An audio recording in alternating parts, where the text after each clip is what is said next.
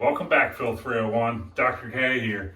In the last video, we talked about Augustine's distinction between two kinds of goods and the two kinds of human beings, and the relation between the two kinds of human beings and the two kinds of goods, such that the one kind of human being, the wise person, is set up to live a happy life, one that's free of suffering, anxiety, and that enjoys mental tranquility.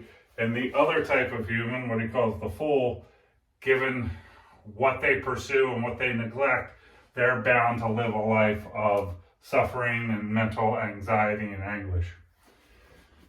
I said at the end of the last video that Augustine also talks about the wise person and the fool in relation to laws, specifically what he calls the eternal law and the temporal law. So what Augustine says about the wise man is that he follows the eternal law and hence doesn't need earthly laws, doesn't need the laws of men. The fool neglects the eternal law and needs laws of men to keep him or her in check. So what we're going to do in this video is talk about the eternal law and its relation to the proper ordering of human beings. So the topic of this video is the eternal law and the proper ordering of human beings. Okay, so the eternal law and its relation to the proper ordering of human beings. Let me say first off, there's quite a bit of stuff we're going to cover, so bear with me. We're going to walk through it step by step, and I think of all the things we've considered in Augustine, what we talked about last class, or the last video, and this is some of the most important things that you can use to think about in your day-to-day life and how you approach the choices you make and the type of person you strive to be. So, the eternal law. The first and most simplest statement of the eternal law is the following: everything should be properly ordered. So the eternal law generally is this principle that Augustine takes to be a real principle, a real law in reality, and the content of it is that everything should be properly ordered. What he means by proper order is that the worse be subjected to the better, or conversely, that the better rule the worse. So if you take the initial statement of the eternal law and in conjunction with the account of proper order, then it follows we can read the eternal law more explicitly or more thoroughly, or we can unpack the eternal law further as the principle which says that everything should be ordered such that the worse be subject to the better, or the better rule the worse. So Augustine suggests three further arguments on the basis of the claim in three above. So he takes three further arguments to follow on the basis of this statement of the eternal law in three right here. The first argument concerns the proper ordering within a human being, and the second and the third arguments concern the proper ordering of a human being in relation to the hierarchy of goods that we discussed last time.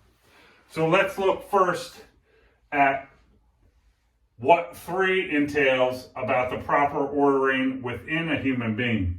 So in order to understand this little argument here about the proper ordering within a human being, you have to know that Augustine, like Plato, takes a human being to be a compound object, to be composed of two substances, namely one, a body, and the other, a mind, a spirit, or a soul. The body is a physical extended thing, and the soul, mind, or spirit is a non-extended substance or object.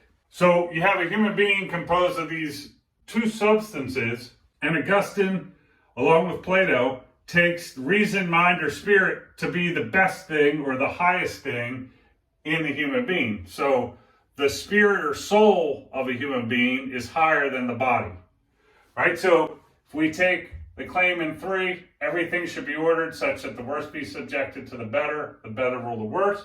Then we take this claim in 4a, that reason, the mind, spirit, or soul, uses these various terms, is the best thing in a human being. Then we can derive 5a.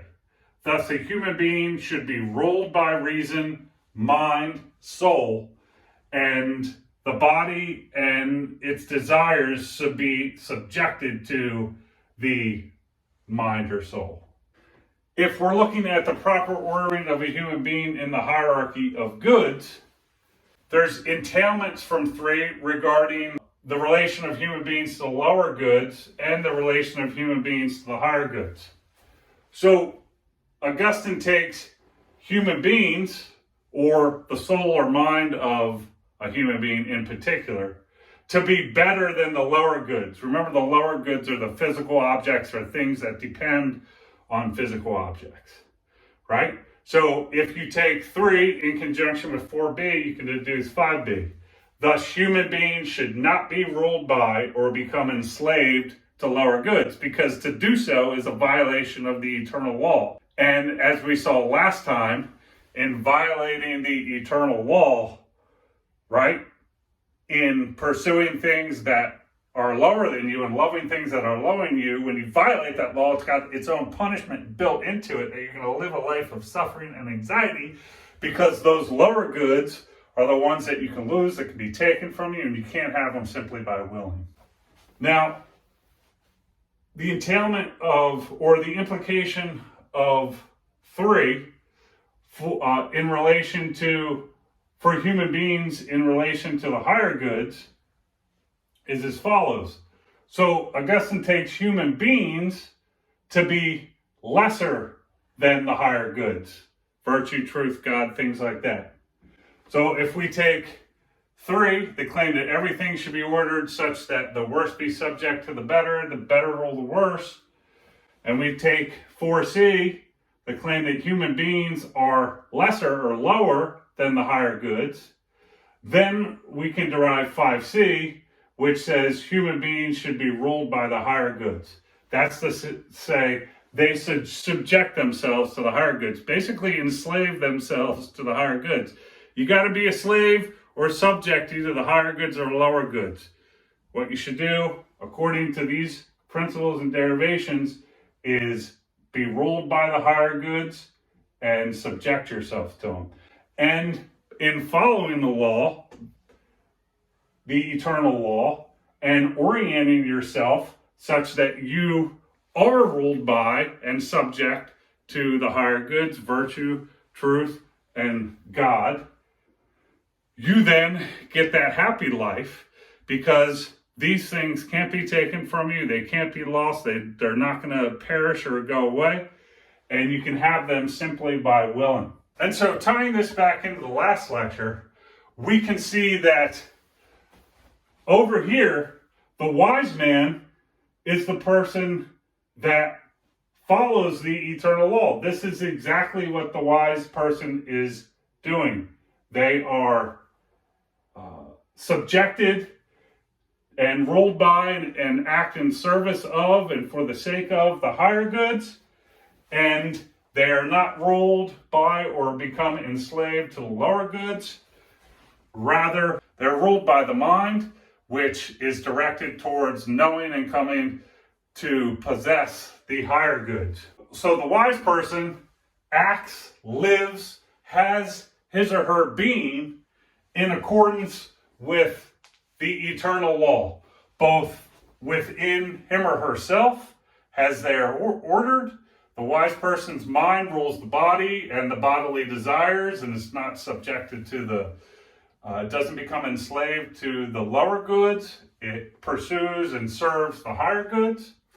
And the opposite side, the fool, violates all these things. They are driven by their bodily appetites, whether it's for pleasure and food or sex and possessions.